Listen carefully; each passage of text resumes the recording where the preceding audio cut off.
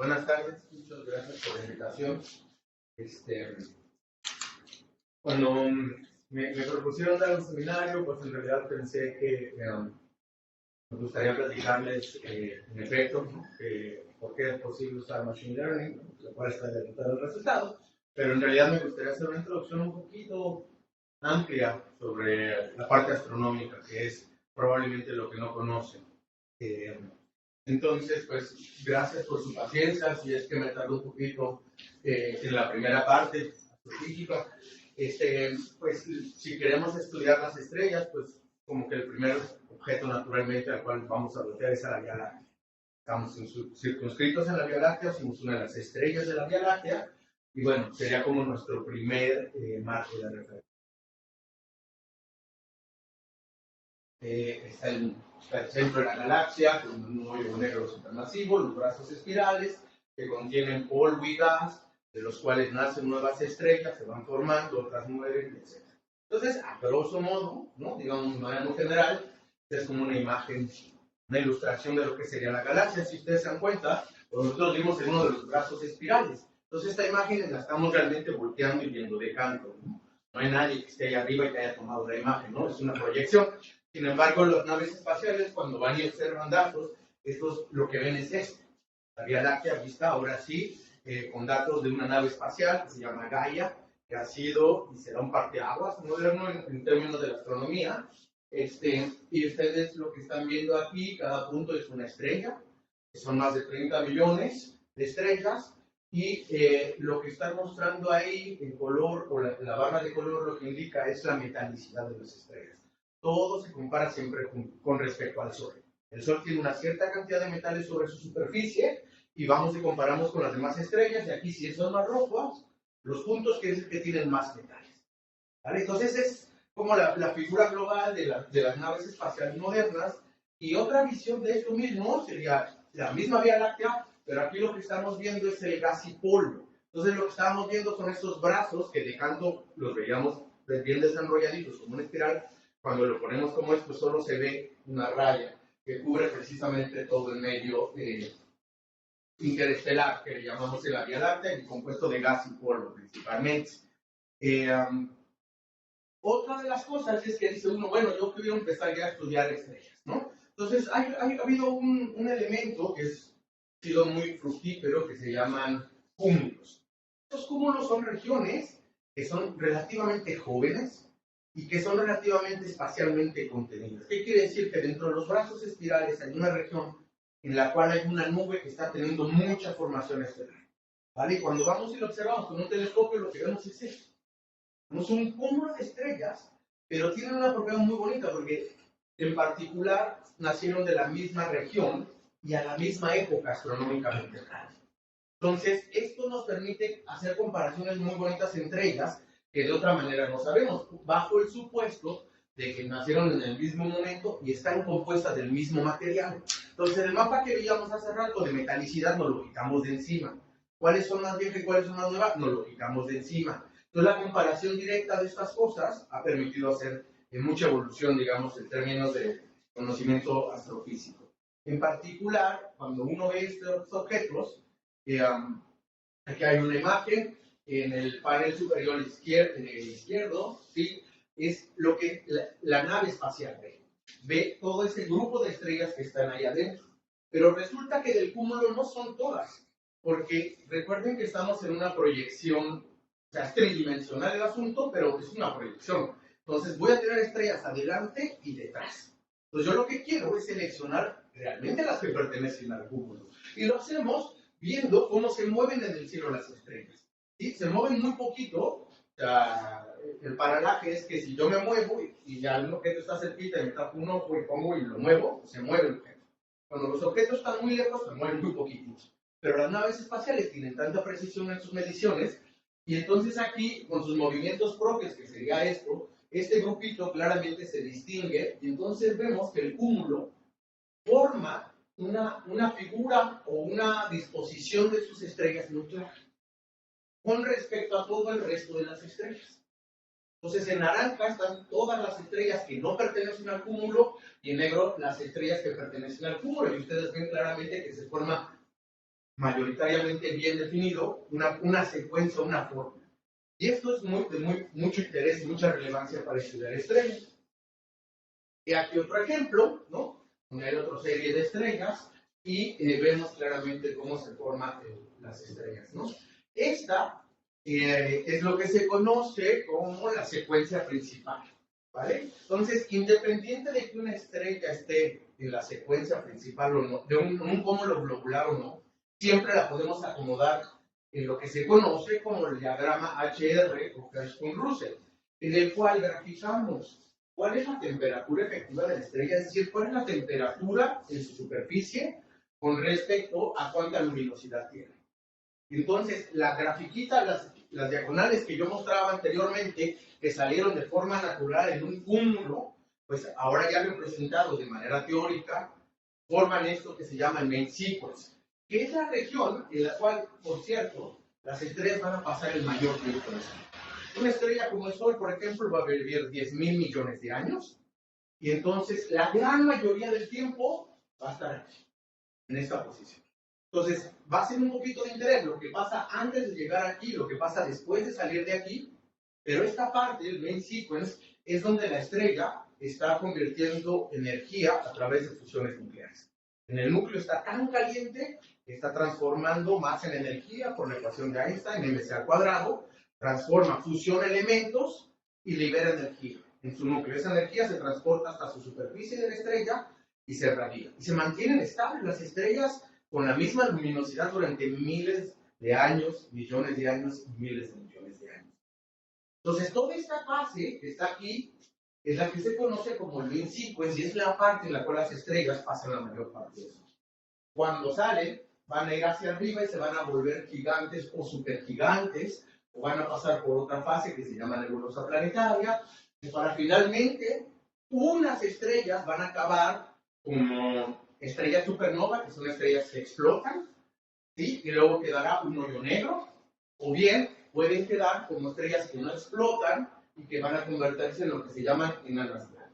Entonces, en este diagrama HR, pues hay mucha información. Noten que el gráfico, además, está en sentido inverso. Estas son las estrellas frías y estas son las estrellas calientes. Y todo lo comparamos siempre con respecto al Sol. Cuando vamos a los datos espaciales, eso es lo que vemos, ¿vale? Pero me parece que es más ilustrativo ver el diagrama de la derecha porque nos dice más, ¿no? Aunque es un esquema, es más claro, pero bueno, ahí es lo que ven las estrellas y en particular con la misión Gaia que les decía, ¿no? Ahora, cuando uno va a la secuencia principal, no nada más está la temperatura en el main sequence, sino también está la masa metida. Hay mucha información en ese diagrama, nada más que no lo pongo. Aquí estoy graficando con modelos cómo es que sería la masa de una estrella en función en el diagrama HR. Esta diagonal es el mismo diagrama del main sequence de acá, ¿vale? Entonces, aquí sería punto 1, esto que significa Z0.02 es la misma velocidad del Sol, y esto, que es punto 001, sería aquellas que tienen muy pocos metales, ¿vale? Porque vemos que hay estrellas que tenían, como veíamos al principio, diferentes metalicidades. Entonces, lo que vemos precisamente es que conforme la masa aumenta, aumenta tanto la temperatura como la luminosidad. Y vamos desde estrellas que tienen punto 1, aquí en este esquema, hasta 100, 120 masas solares, ¿vale? Entonces hay una familia de estrellas con diferentes composiciones, diferentes masas, diferentes luminosidades. Esto es lo que le pasa a una estrella al final de su vida. ¿Qué es lo que le pasa cuando deja el main sequence? El punto A es exactamente cuando se le acaba, deja de ser estable, y entonces empieza a hacer un paseo a lo largo del diagrama HR. Y llega a la fase F, que sería la de gigantes, ¿vale? Entonces la estrella sale, está en una fase estable y empieza a crecer. Esto lo hace para mantener un balance energético porque ya no puede producir reacciones nucleares y deja de estar ligada gravitacionalmente, y entonces en compensación para que el sistema sea estable, sus capas externas se expanden.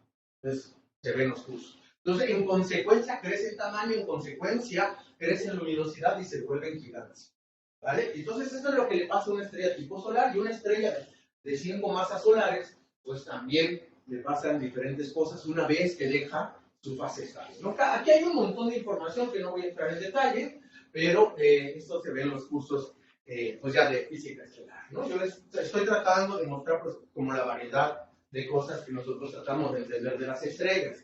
Aquí es cómo se ven diferentes trayectorias evolutivas para masas distintas de estrellas, de 1 a 10. Las que son muy masivas son una locura. Esas hacen unas cosas rarísimas, aún cuando están en main sequence, y la verdad que nadie todavía llegamos ni de lejos a tratar de amarrarlas evolutivamente. Son muy difíciles, muy difíciles. Y encima hay muy pocas, y viven muy poquito. Entonces es muy difícil, ¿no? Pero la teoría, pues nos diría esto al menos entre las de masa a masa, ¿ok? Y entonces esto es para darles un poquito un feeling de lo que nosotros tratamos de hacer cuando hablamos de evolución estelar. ¿Qué significa para nosotros hablar de evolución estelar? Yo les decía, una estrella como el Sol vive 10.000 millones de años. Entonces tú no puedes esperar que una estrella evolucione. Lo que haces es que vas y buscas estrellas que sean similares. Por ejemplo, una estrella con la misma metalicidad del Sol, pero que esté apenas naciendo. Otra que esté en su menciclo, que sería el Sol. Otra que ya sea evolucionada. Okay. No es el mismito objeto, pero evolutivamente le va a pasar lo mismo, porque tiene las mismas propiedades físicas.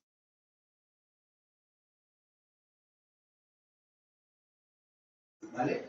Entonces, este diagrama a la izquierda muestra cómo es que la estrella llega, en el diagrama HR, al main sequence. Nace de una nube en un brazo espiral de la galaxia, se empieza a acumular materia, empieza a acretar, va a formar un disco de acreción, ese disco se va a romper, se van a formar planetas, se empieza a calentar el objeto central, a subir su temperatura, a eyectar la envolvente de polvo que lo circundaba con radiación, empieza a despejar el área hasta que finalmente nace la estrella. Y se llamamos nace cuando empieza a transformar hidrógeno en helio, es decir, llevar reacciones nucleares en su núcleo de manera estable. Ahí le llamamos nosotros el birth line, en el momento en el que nace. Todo lo anterior es el pre-main sequence y todo lo que salga después será el post-main sequence. Entonces llega a través de lo que describe acá. Fíjense que tiene un tamaño de 100 veces su radio, se va contrayendo, se va calentando, llega a tener una temperatura de decenas de millones de grados en su interior, donde empieza a tener las reacciones nucleares, pasa 10.000 millones de años, y luego se va de la main sequence. Estamos ahorita, en 5.000 millones de años el Sol va a seguir esa trama evolutiva, que es el mismo diagrama de antes, pero un esquema, es más fácil de visualizar. Se va a la fase de gigantes rojas, luego regresa al brazo horizontal, luego se va a la fase de AGBs, que es una fase en la que estrellas pulsan muchísimo porque son muy inestables, y luego se mueve a luminosidad constante, pero se empieza a calentar y pasa por las nebulosas planetarias, ¿no? Son unas imágenes muy famosas, para finalmente llegar a la white dwarf. Eso es lo que nosotros, para una estrella solar, no voy a discutir todos, ¿no? Lo que sería, por ejemplo, un evolucionario solar, ¿no? Yo quisiera hablar más bien del magnetismo estelar. Entonces, ¿cómo varía el magnetismo en una estrella? Por ejemplo, tomamos el caso del Sol. Cuando está en su fase de pre-evolución, de contracción, a estrellas similares al Sol se les ha medido hasta 1000 Gauss. Gauss es la unidad de medición del campo magnético. Cuando está, como en un momento como ahorita, mide 1 Gauss. Cuando se va a la fase de gigante roja, mide 100. Cuando está en la nebulosa planetaria, mide cercano a 0. Y cuando llega a esta parte, mide millones de Gauss. Entonces nosotros quisiéramos entender qué papel juega el campo magnético en la evolución estelar para los distintos tipos de estrellas. Y esto lo vamos a hacer, en primer lugar, viendo el Sol. El Sol va a ser nuestro referente, como siempre, porque además es el único objeto en el cual tenemos resolución espacial. Todos los demás estrellas son un punto, pero para el Sol no. El Sol sí podemos ir a apuntar y a estudiar con mucho cuidado sus diferentes regiones. Aquí un cachito, ponemos un telescopio y vemos con mucho zoom, ahorita vamos a ver un poco más adelante. Y esto es la corona, que es la parte externa de la superficie solar, la parte caliente. Y aquí estaríamos visualizando temperaturas de alrededor de 6 millones de grados. O sea, la superficie del Sol está a 5.000 grados. Pero conforme me empiezo a alejar de la superficie, el plasma se calienta y alcanza temperaturas de 6 millones de grados. Aquí estamos viendo eso, y lo que estamos viendo es que hay regiones que emiten un montón de energía ahí. y estos se los asociamos con discos de campos magnéticos que están sobre la superficie y de pronto se reconectan, aceleran partículas, las partículas al acelerarse emiten radiación, y eso sería lo que estaríamos viendo como puntos brillantes sobre la superficie del Sol. Aquí si yo me voy un poco más para abajo y llego a 1.000.000 de grados, ahora estoy yendo hacia la superficie del Sol. Empecé en 6 millones, ahora voy en 1.000.000 y vemos otra cara diferente. Es en el mismo momento, estas imágenes son del mismo momento. Pero lo que estamos viendo son diferentes capas de la superficie solar, ¿vale? Y cada una va mostrando diferentes features. Cuando llegamos al nivel de la superficie, vamos a empezar a acercarnos a ver al Sol como lo conocemos. Una imagen blanca y, si hay suerte, con una mancha. Si no, es blanca y lisa y parece que no pasa nada. Pero ver las diferentes longitudes de onda nos permite precisamente estudiar todo eso. Y entonces vemos que hay unas regiones que tienen como pálidos, que se van a llamar playas, estas manchas, unas franjas arriba muy claras, realmente definidas, a ciertas latitudes. Y todo esto no va a ser más que consecuencia del campo magnético que tenemos. ¿Vale? Este es un dopplergrama. El Sol, pues, es como la superficie del Sol. Es como cuando ustedes hierven agua. O sea, son burbujas que están llegando a la superficie, ¿no? Granulación, y en realidad son celdas convectivas que vienen del interior del Sol, transportan calor, se enfrían y vuelven a bajar. Entonces, hay partes del Sol que está su imagen su superficie viene hacia nosotros y otras se está alejando, porque son celdas convectivas. Entonces, en el espacio Doppler, lo que veríamos es esto, ¿no? Como unas que se van y otras que vienen. Ahí lo estaríamos viendo en esa figura. Si hacemos composición de las diferentes imágenes, pues entonces trata uno de reconstruir tridimensionalmente cómo estaría la atmósfera solar y luego entonces vincularlo con la presencia de los campos magnéticos. Esto en realidad ya es como una fotografía magnética del Sol. No me pregunten cómo lo hacen porque no tengo que tardar mucho, pero esto sería como venir a tomar una foto del Sol y decir, donde hay blanco o negro hay campo magnético y donde está gris, aparentemente. Entonces lo que vemos es que todas las regiones que veíamos como allá arriba, brillantes en las anteriores, aquí claramente se asocian con el campo. Entonces lo que quiero convencerlos es que la cara no lisa del Sol, toda la actividad, las eyecciones de masa coronal, las manchas solares, todo eso en realidad no son más que una manifestación de la actividad magnética del Sol, lo cual además es consecuencia de su actividad interna. Aquí entonces muestro una imagen de cómo se ve el Sol en luz blanca, o ahora que pasó el eclipse, si alguien tuvo oportunidad de ver, se pone uno los lentes y ve el disco blanco. Bueno, eso es lo que se ve acá. Ahora no había manchas muy grandes, pero si hubiera habido, verían esa manchita que está acá. Acá es como se ve uniendo diferentes longitudes de ondas, de la corona, diferentes temperaturas, de diferentes alturas. Y esto es lo que vemos en el campo magnético, ¿no? Entonces, todas estas informaciones las ponemos juntas y nos permiten entender un poquito el Sol. Ahora voy a mostrarles la granulación. Lo que es la granulación, cómo se ve un videíto de la granulación. Estas burbujas son precisamente las celdas convectivas que suben y bajan a nivel fotosférico. Y lo que están viendo es un video, aquí está el tiempo, en segundos, ¿sí?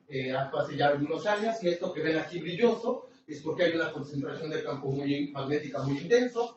Cada celda de estas son de millones de kilómetros, y entonces lo que vemos es precisamente cómo se están formando estas burbujas con las cuales se sube la temperatura, transportan calor, se enfrían y bajan, y están haciendo la celda convectiva, como aquí en la atmósfera terrestre, ¿no?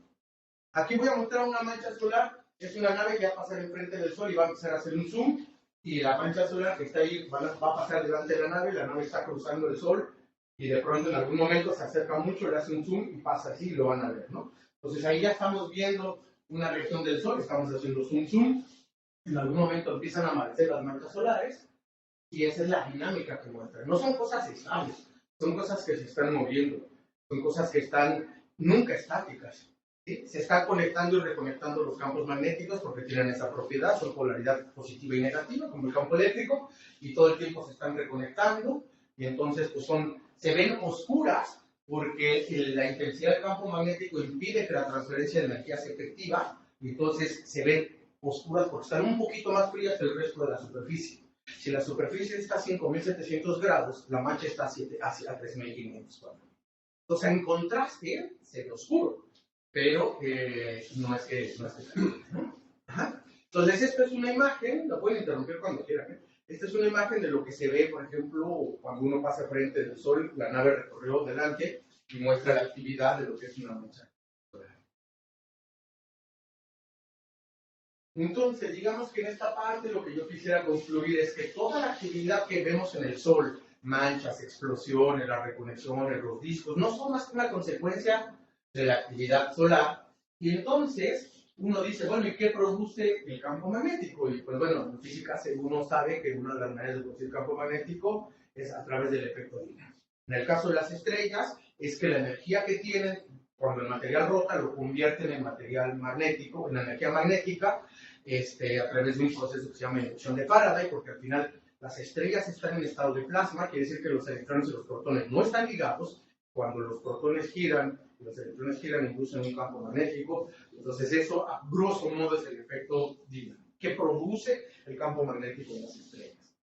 Ahora, el Sol es la única estrella que podemos ver.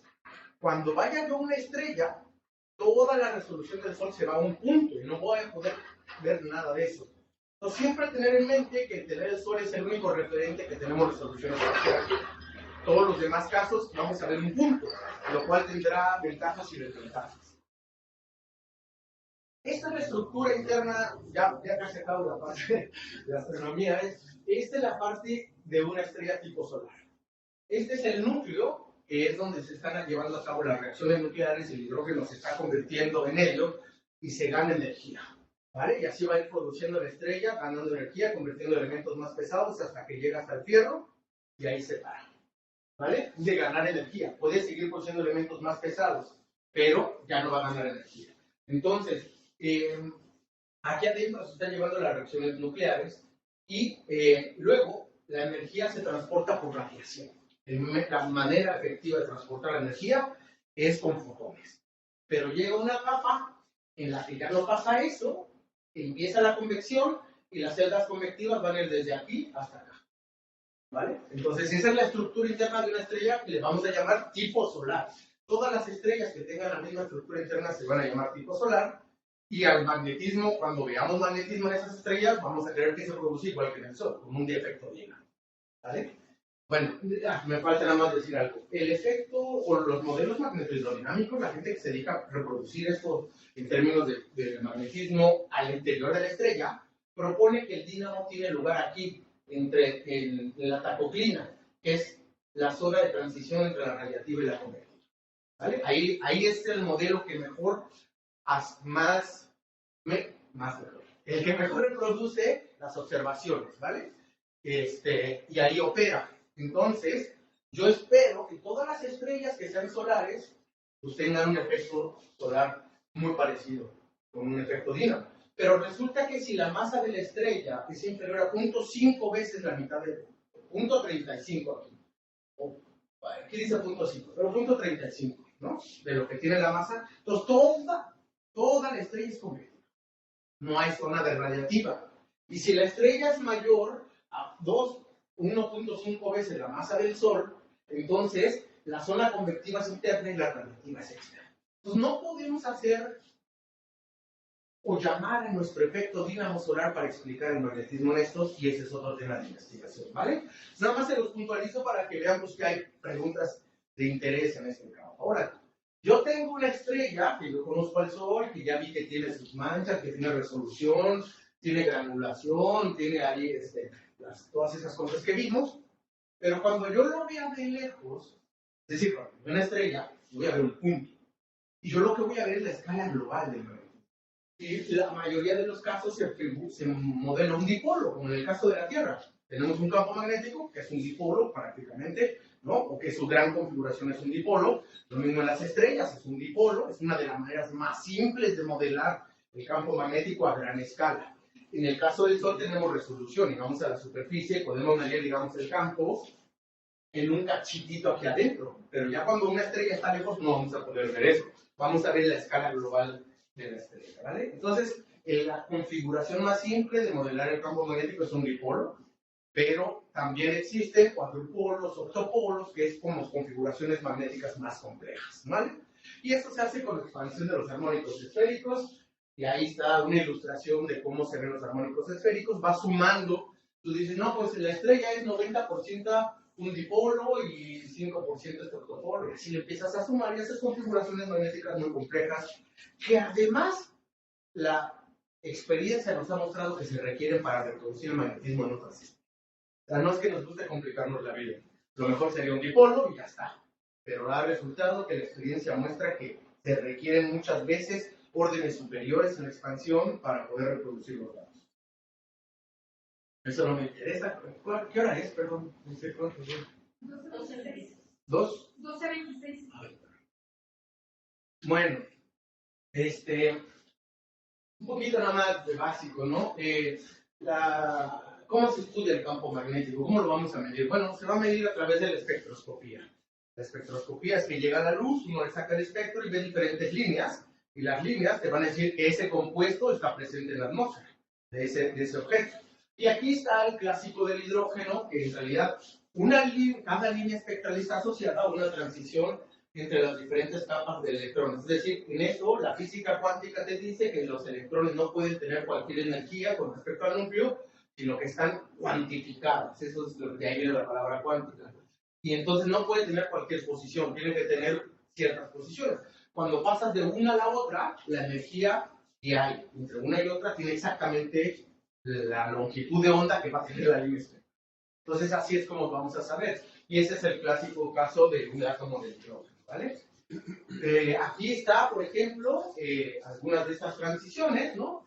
La serie de Walberg, ¿no? La serie de Lyman. Nosotros estamos viendo en particular la negra. Aquí cada una de esas líneas corresponde a las diferentes transiciones que están ilustradas ahí. ¿Y qué nos está diciendo? Pues que la estrella es prácticamente oxígeno. Son las líneas prominentes. Esta es una estrella, no importa qué tipo de estrella sea, pero aquí esta es la intensidad y esta es la polarización. Ahorita vamos a hablar de polarización, pero por lo pronto aquí nada más, y ahorita voy a explicar qué es, vean que pues, aparentemente no hay ninguna señal polarizada en cada línea, ¿vale? ¿Ah? Cuando la transición ocurre y que no hay campo magnético, las circunferencias que veíamos de N1 a 2, N2 así, etcétera, las puedo representar como dos líneas, ¿vale? A lo mejor les recuerda eso de 1S y 2P, ¿no? Entonces, precisamente, ¿no? Las diferentes capas atómicas. Bueno, si no hay campo magnético, solo hay un nivel. Pero cuando yo le pongo un campo magnético, la física cuántica te dice que el átomo ya no se restringe a un solo nivel, sino que ese nivel se desdobla o que acepta pequeñas variaciones de energía. Y eso es lo que se conoce como el triplete de Zeeman. Entonces, ¿qué me importa de esta diapositiva? Si yo no tengo campo magnético, nada más tengo una posibilidad en cada transición. Cuando le meto el campo magnético, estos niveles energéticos se desdoblan y esto va a tener como consecuencia polarización. Y yo voy a ir sobre la polarización porque ahí está en medio la palabra campo magnético, que es sobre lo que yo ando, ¿no? Lo que quisiera hablar en esta palabra.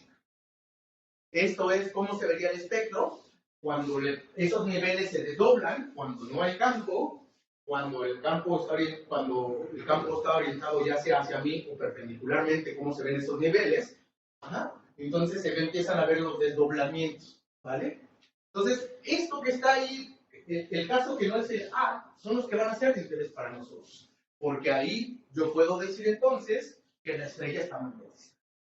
Y como no puedo ver eso, no puedo ver el átomo, pues lo que voy a buscar es polarización. Es una manera indirecta de buscar eso que estoy diciendo ahí. Y eso está ejemplificado de esta manera. Y yo pongo un campo magnético y eso produce polarización, lo que lo vamos a llamar circular o lineal. Lineal son estos dos casos y circular. Es decir, cuando yo veo el campo magnético de frente, produce polarización circular. Y eso es todo lo que me interesa a mí.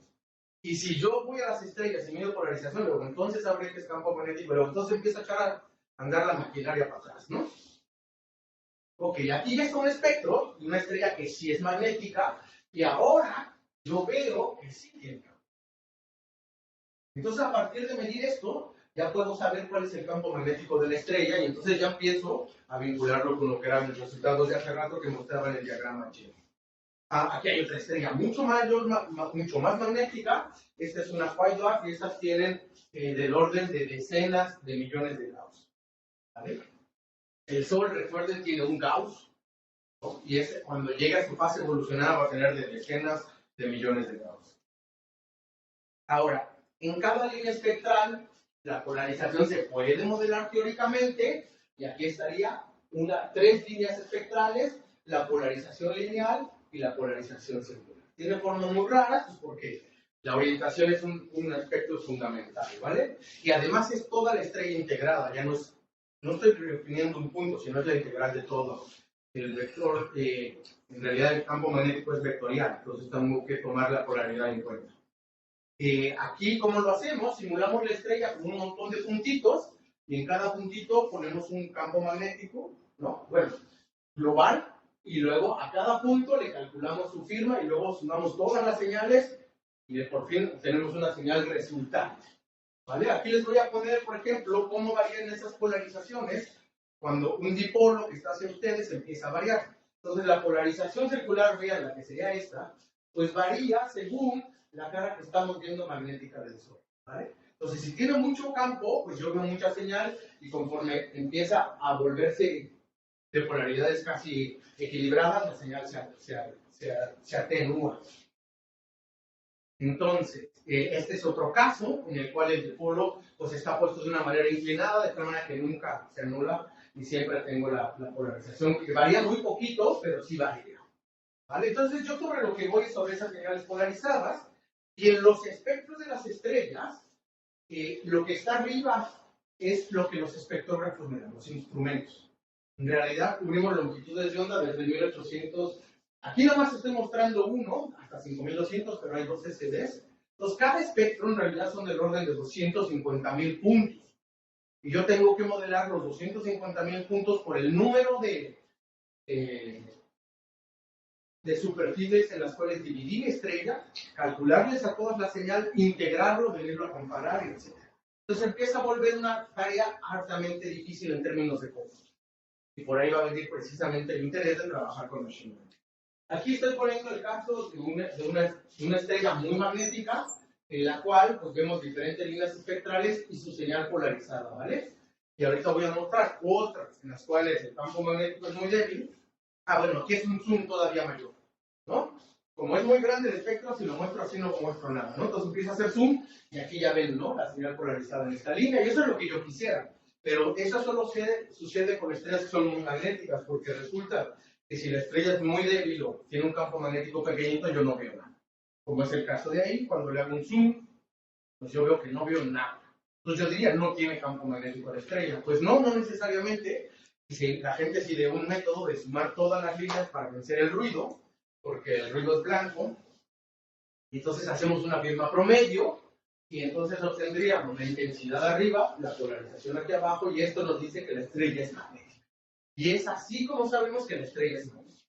Pero en esa suma está precisamente el cálculo de los 250.000 puntos en longitud de onda que yo tuve en el espectro, y si yo dividí la estrella en 300 puntos, pues a cada punto le tuve que calcular todo, ¿no? Entonces se va a ver que se empieza a volver un montón de ese tiempo, ¿vale?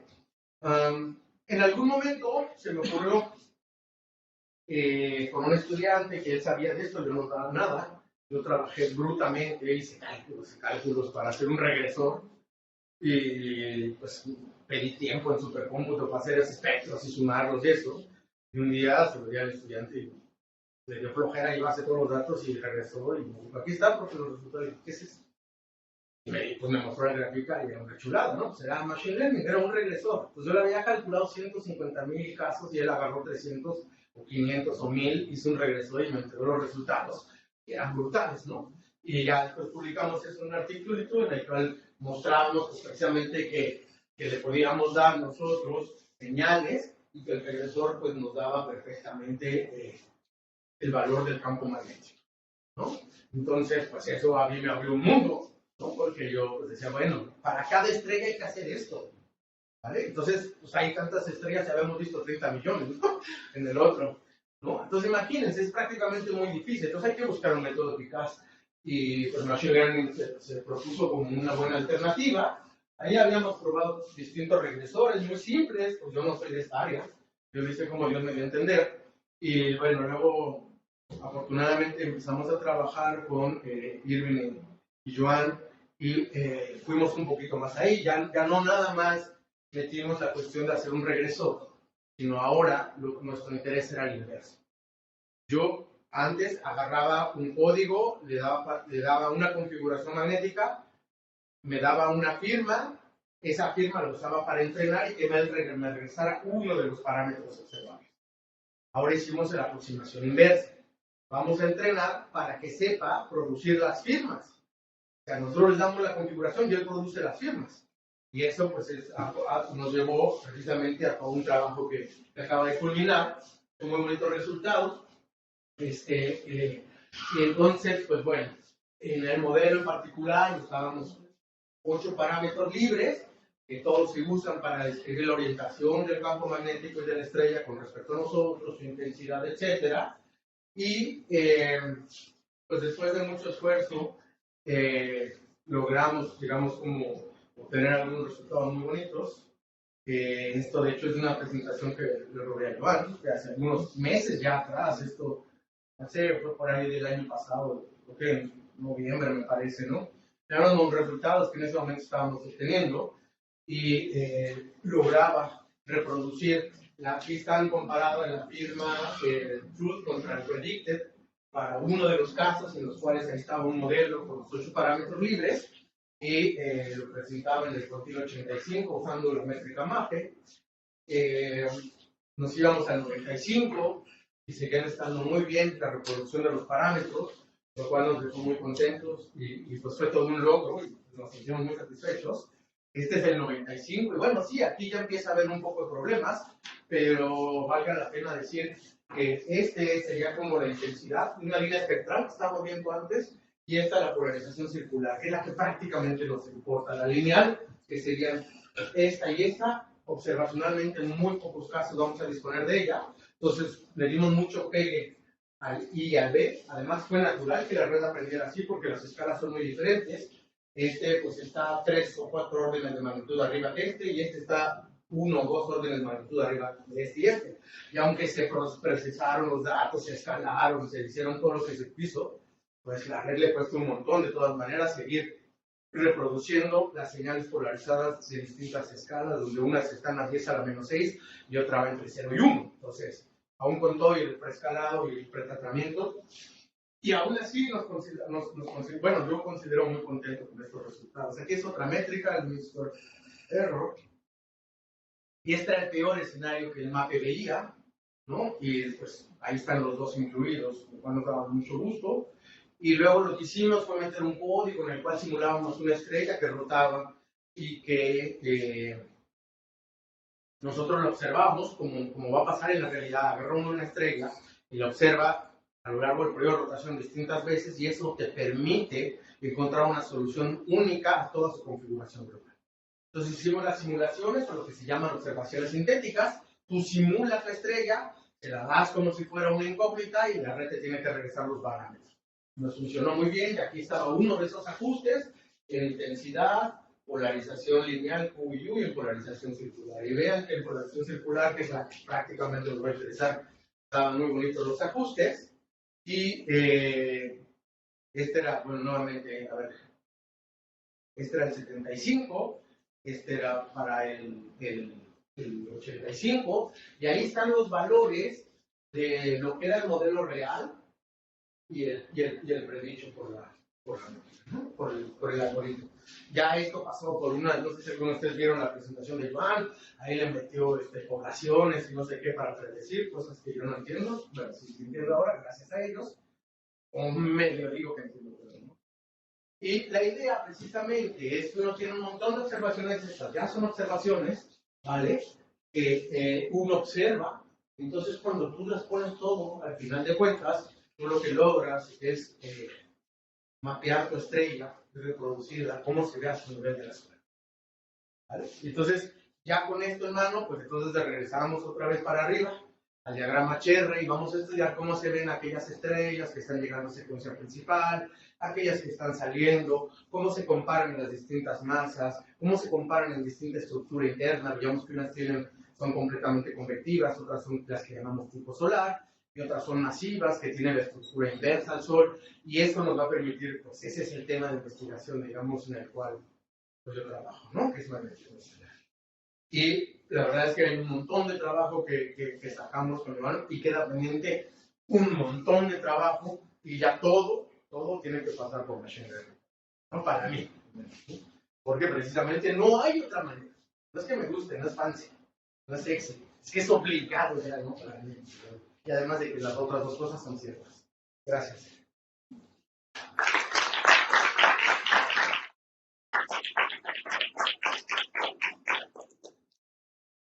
Vamos a empezar con la ronda de preguntas. ¿Alguien de aquí quiere hacer una pregunta o alguien del auditorio virtual? No hay nadie. Ok. ¿Alguien? ¿Una pregunta? Yo nada más tengo una pregunta. Con respecto a las primeras imágenes que mostró, mencionó que el satélite Gaia, la nave espacial Gaia, les proporciona cierta cantidad de datos. Y con esa cierta cantidad de datos, pues, bueno, se pueden obtener las tres imágenes, las primeras que mostró, o el satélite les proporciona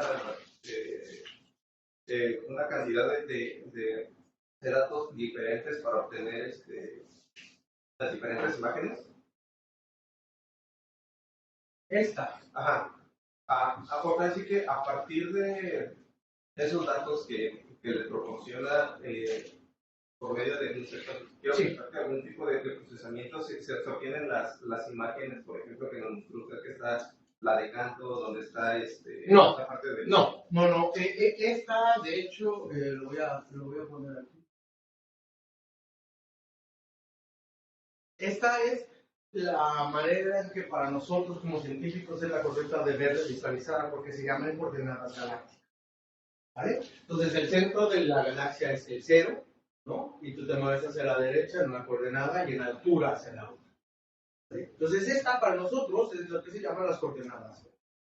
Lo puedes transformar a otras coordenadas, pero de todas maneras tu visión no va a quedar, porque esto ya son datos. Lo otro es una representación, ¿vale? O sea, es una imagen de artista con fundamentos físicos.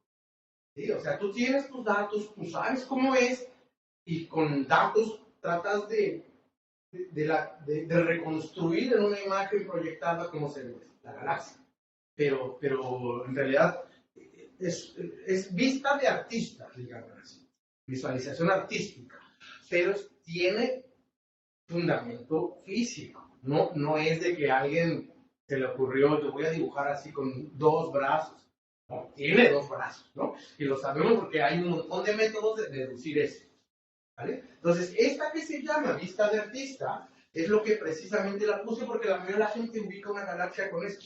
Entonces, si yo me arranco con la que sigue de galaxia, ya los perdí. Era la primera diapositiva, un poco tonto, ¿no?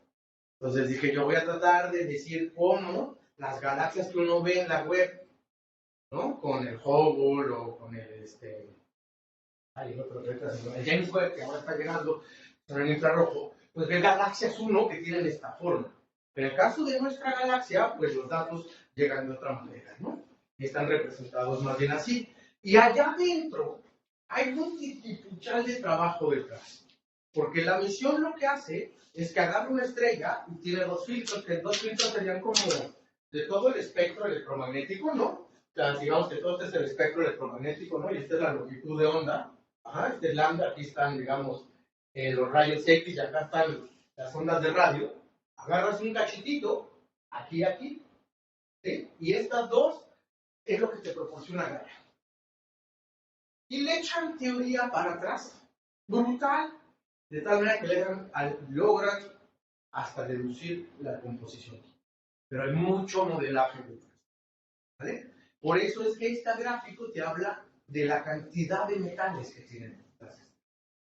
Pero no se mide directamente. De hecho, para hacer eso tendrás que sacar espectroscopio. ¿Vale? Pero como Gaia está bien pensado, toma 2 medidas en 2 diferentes longitudes y luego hay un montón de modelos que permiten llegar a estos resultados. Pero Gaia proporciona eso que está ahí. ¿Alguien más? Una pregunta un poco histórica. Me da curiosidad sobre cómo se estudiaba el magnetismo en las estrellas hace, no sé, 100 años, 200, no sé cuál sería el corte. Cuando no, digamos, los instrumentos observacionales eran muy limitados, a lo mejor un poco de modelaciones muy básicas. Como fue avanzando el entendimiento, quiero pensar que hace incluso unos 20 años, pensemos por ahí de los 2000, cómo se hacía este estudio como segundo corte, y ahora con cosas como Machine Learning, Deep Learning, cómo cambia el juego, ¿no? Respecto a estas para poner en perspectiva cómo estas herramientas computacionales les ayudan a los astronómicos en el estudio. Mira, curiosamente la primera persona que pudo medir el campo magnético fue Halley, el cometa Halley. Fue, me parece que en el 10, 15 por ahí. Se agarró un polarizador y un filtro y dos filtros. Entonces midió las señales y lo que estaba midiendo era precisamente el desfase que yo mostraba, y así con algo muy rudimentario. Fue la primera vez que midió un magnetismo del Sol, en una mancha, que son las regiones más intensas del campo magnético, que miden 3000 grados. De ahí, claro, la tecnología fue desarrollando instrumentalmente hablando, empezaron a ver espectrógrafos, se les empezó a incorporar esto, ya mucho más. Entonces llega el gran boom del magnetismo solar, donde nos damos cuenta que el Sol no es liso. Esto fue un brutal descubrimiento, ¿no? Sino que tiene un montón de dinámica, con un montón de campos magnéticos y el rol que jugaba. Y luego, en los 80, me parece, se van las estrellas. Se conocen estrellas que son muy magnéticas y empieza sigue el área por primera vez del magnetismo. Pero no es sino a los 2000 que la instrumentación actual permite ya realmente decir, ok, vamos a estudiar estrellas magnéticas, ya en serio. Antes fue como una o dos estrellas porque eran muy magnéticas, pero no fue sino hasta los 2000. Entonces, esta área tiene 20 años. Y todo pasaba por medir campos magnéticos a través de una fórmula que no enseñé ahí, en la cual no tenías que modelar. ¿Y por qué? Porque es brutal, no se puede, ¿no? Yo te decía, la estrella la mides en 300 campos, en 300 puntos, la divides, a cada punto le tienes que calcular 250,000 puntos. Polarización, luego sumar, y luego eso te da un observable a comparar. Y como no, pues tú sabes, hay que hacer un ajuste, pues tienes que producir 10,000 modelos para acercarte un poquito, 5,000, lo que sea. Es imposible. Entonces se usaba una aproximación. Cuando llega Machine Learning, pues es que yo siempre he creído que si ya se puede hacer con teoría por aproximación. Esa aproximación tiene limitaciones. Entonces es cuando empieza Machine Learning. Pero hoy en día, la gran mayoría de la gente sigue basando sus resultados. Entonces digamos que es pionero el Machine Learning en esta área, en esta en particular, y en esta aplicación en particular, pero en la astronomía ya el Machine Learning es el pan de todas las cosas. De hecho, en la astronomía hay muchos temas. O sea, yo traigo uno, ¿no? que platiqué, pero hay un montón de temas. O sea, datos hay para lo que gusta. Hay gente que estudia galaxias, hay gente que estudia medio interplanetario, hay gente que estudia, ¿cómo se llama? Detección de exoplanetas. Y para lo que quieras hay datos y para lo que quieras se necesita la señal. Ya es que son brutales las cantidades de naves espaciales, la calidad que tienen los datos es brutal. No hay alguien que tenga el tiempo ni la paciencia para estar analizando esas cantidades brutales de datos. Entonces, sí ha variado, pero en el caso de Machine Learning, el magnetismo estelar tiene pues, poco, y el magnetismo estelar, per se, ya bien estructurado, tiene 20 años. Machine Learning, pues, ¿qué será? Unos 18, me parece que es 18, 5 años que se introdujo por primera vez. Pues con ánimo de ya empezar a incorporar en la condición. ¿Alguna otra pregunta? ¿Alguien? Son tímidos. Todavía nos alcanza el tiempo. Yo tengo una, pero no sé si la puedo formular, porque es que entendí que en base como a la gráfica que daba la vida de las estrellas, Ajá. que esto del magnetismo estelar nos permite, como ahora con este parámetro, ubicar la estrella en esta gráfica. ¿No? Supongo que dices ahí donde están diferentes. Más bien lo que quisiéramos entender es qué impacto tiene el magnetismo en la evolución de una estrella. Ahí estoy mostrando que varía la intensidad de manera brutal, pero lo que quisiéramos hacer es, por ejemplo, agarrar estrellas que aparentemente no tienen campo magnético y compararla con aquellas que tienen campo magnético. Es decir, ¿hasta dónde impacta el magnetismo en la evolución estelar? ¿Qué papel juega? Y es muy difícil medirlo. O sea, observacionalmente, yo estoy anunciando algunos resultados que han llevado muchísimos años de trabajo porque son muy difíciles, muy difícil, muy quisquilloso esto de venir a medir. O sea, observacionalmente es complicada la técnica, no es como Gaia, que vas y observas, sino que tienes que pasar por un espectrógrafo, repetir un montón de veces la observación, observar la misma estrella a lo largo de varias veces el periodo de rotación, etc. Entonces, no sé si entendí tu pregunta correctamente, pero lo que quisiéramos entender es por qué unas estrellas tienen, por qué otras no. ¿Qué diferencian cuando evolucionan las estrellas, unas que tienen de las que no tienen, o por qué en unas es muy intenso y en otras es débil? ¿Cómo se generan los campos magnéticos en estrellas que no son de la misma estructura que el Sol? Ya no lo mencioné, pero el Sol tiene un ciclo solar donde aparecen muchas manchas en la superficie en cierto momento y luego desaparecen. Y es porque la polaridad del dipolo se cuenta que se va haciendo chiquita y luego se voltea y luego vuelve a salir por el otro lado, y ese ciclo tarda 11 años. ¿Vale? Entonces, la única estrella que conocemos que hace eso es el Sol. Y no es cierto. Y hay un artículo que observa otra estrella que también cambia su polaridad, lo cual será algo.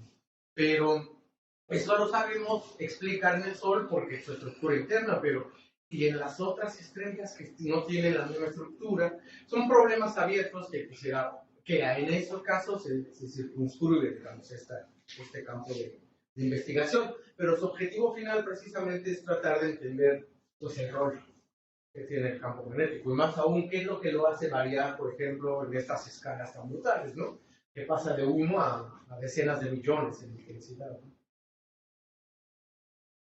No sé si entendí la pregunta, pero... No, sí, porque no llega como uniendo al principio con lo del final, vale. Entonces, eso, y como decía, uno no puede esperarse a que la estrella evolucione, entonces vas y buscas estrellas que tengan la misma masa, pero que estén en periodos evolutivos, y tratas de medirles, si tienes suerte, tiene campo magnético y lo comparas. Y así tienes que hacerlo con un montón de estrellas y diferentes fases, y eso es, a grosso modo, como lo haríamos para tratar de tirar conclusiones generales, digamos.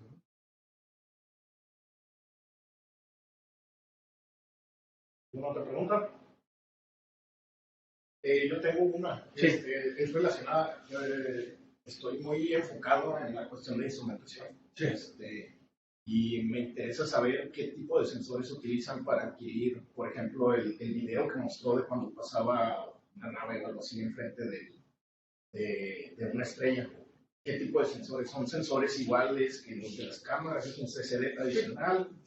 Igual un arreglo matricial de torre. Sí, es un arreglo cuadrado, matricial. ¿Llevan algún tipo de filtro óptico? O sea, sí, traen un recubrimiento para precisamente, ¿no? Evitar, pero bueno, los cósmicos no te los puedes quitar, los rayos energéticos cósmicos, que son de muy altas energías. Cuando cae uno, pues lo que pasa es que pues ciega todo alrededor, ¿no? Pues, porque satura, ¿no? Evidentemente, como sabes, pero la cuestión es que sí, son arreglos de CCDs. Este video que mostré es de hace, pues ya algunos años atrás, era del 2000, me pareció que 9, creo, ya no me acuerdo. Pero sí, son telescopios que traen de imagen de campo amplio, porque bueno, dependiendo de la óptica, puedes poner que tenga como un zoom, o sea, que es una región chiquita, pero muy grande, o de campo grande, donde es una región grande, y pues era de un tamaño grande, de un campo amplio para precisamente ver, ¿no? Y normalmente las naves, pues todas traen diferentes telescopios, y unas ven en imagen directa como este video, otros están tomando espectro y para sacar los datos, y otros pues traen hasta espectropolarímetros, que es lo que permite medir la polarización, y luego entonces el campo magnético. Entonces Normalmente las naves espaciales hacen eso. Ahora, los telescopios solares también lo hacen, ¿eh? Entonces, tú tienes tu CCD y vas tomando secuencialmente, ¿no? Por ejemplo, lo hacen mucho con los flares, ¿no? Tú tienes está en la superficie del Sol y tú tienes un pequeño ¿cómo se llama esto? Arco, ¿no? Y esta evoluciona. Entonces lo vas tomando una serie de secuencias y se ve cómo se abren y avientan material, pero es la misma historia. Para tener un CCD, dejas pasar el tiempo y pues ya nomás después haces un tratamiento de datos y haces tu película. Y otra cosa, el concepto, recuerdo haber escuchado el concepto de viento solar o algo Sí. así. ¿Qué es? Lo que pasa es que a nivel de la superficie, ¿sí? Lo que tú tienes en una estrella al final es que el Sol es muy caliente, o cualquier estrella, ¿no? En el centro es muy caliente y algo que está caliente empuja para afuera. Pero algo que es muy masivo jala. Entonces, una estrella o cualquier objeto autogravitacional, lo que tiene precisamente es que tiene un balance energético exacto para que la radiación que empuja hacia afuera es exactamente contrarrestada con la gravedad y no se mueve. Es decir, todo el tiempo se está cayendo y levantando a la misma fuerza. Está ahí estático. Pero la capa externa, conforme empieza a decrecer la densidad, deja de sentir menos gravedad y entonces ya no está ligada gravitacionalmente. Entonces es como si se evaporara su superficie.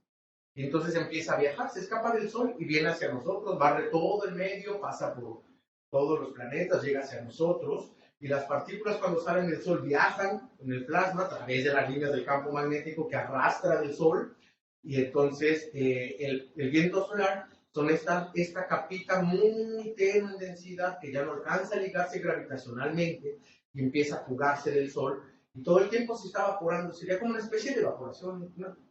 Realmente algo muy análogo sería cómo se evapora el agua de un río. O sea, se está yendo para arriba, pues acá igual, se va del Sol y barre todo, se forma la heliosfera, es como la capa que cubre con su viento el Sol, hasta que choca con el viento de otro Sol o un medio interestelar que anda por ahí.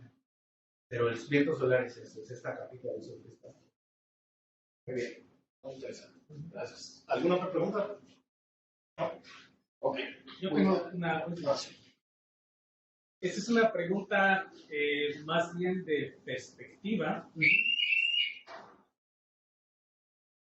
Hay muchas áreas de conocimiento de manera científica. ¿Cómo consideras que México está respecto a astronomía y astrofísica? ¿No? Seguramente siempre escuchamos noticias de la NASA o noticias de descubrimientos, donde hay países que, por supuesto, lideran a nivel global, ¿no? Pero hay otras donde gratamente pues, participan grupos de investigación en México. No vayamos más lejos, ¿se acuerdan de la reconstrucción de la primera imagen de un agujero negro donde México participó? ¿Cómo lo ves? México está, digamos, a la vanguardia a nivel global. Lo digo porque temas como del magnetismo que bien comentas es nuevo respecto a otras áreas de conocimiento. Si México es, digamos, de los pioneros, luego entonces aplicar técnicas computacionales de inteligencia artificial de vanguardia, pues todavía impulsaría, ¿no? Y pondría estas investigaciones hasta arriba, a diferencia de muchas otras áreas donde México pues, es solamente espectador e importamos mucho conocimiento, ¿no? Sí, yo pues tengo a grato decir que pienso que astronomía es una de las áreas que se ha mantenido, no voy a decir que dentro de las que han impulsado a nivel internacional, pero ha estado presente con resultados importantes, con aportaciones importantes, no está lastre, no depende, digamos, históricamente ha tenido una presencia muy amplia desde el Observatorio Astronómico Nacional, en áreas siglos para atrás hasta acá.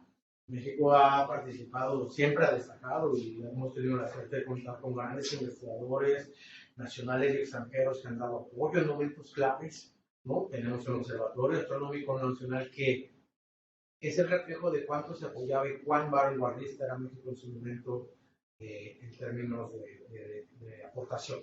Si tú me preguntas, yo creo que hay colegas aquí que están sacando resultados a primer nivel, reconocidos a nivel mundial. O sea, creo que astronomía es un área que hay tantos campos en los que puedes participar. Hay carnita para todos. Pero pues para que haya carnita tiene que haber escuela. Tiene que haber gente que te esté entrenando a alto nivel para que salgas a un buen nivel, para que te vayas un posgrado, compitas, te vuelvas más competitivo y por allá te quedes, o si regresas, pues regresas fuerte.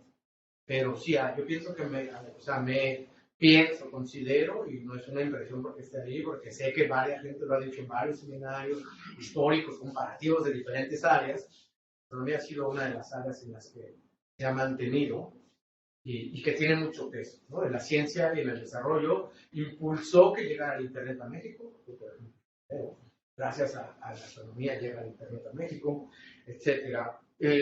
Y si esto lo combinamos con lo que ahora está pasando en la astronomía, que son proyectos donde ya no son países que van a poner una misión espacial.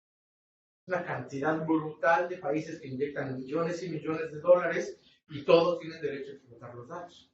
México, por ejemplo, ahorita está pasando por una época donde hay un boom muy alto en esto, con el eslogan Digital Sky Survey, que le mete no sé cuánto dinero al año, y pues tenemos derecho a explotar los datos como lo tienen los europeos. Desde que salen del horno, ya podemos meterles manos, porque si no lo que pasa es que se van a archivo, se reservan un par de años para que los que son dueños del instrumento. O sea, yo le metí 80 millones o 1,000 millones de dólares a una misión espacial. Pues mínimo quiero tener yo el artículo, ¿no? Lo mínimo que voy a pedir. Y si yo saco mis datos, pues los van a usar todos. Entonces te dejan que tú tengas primacía sobre ellos un cierto tiempo. Y ahí la gente va a explotar todo lo que es científico. Entonces, si tú eres de los miembros que pueden desde luego meterle mano, imagínate. Ahora tienes que tener el equipo, pero bueno, aquí se está teniendo, creo que está bien planteado.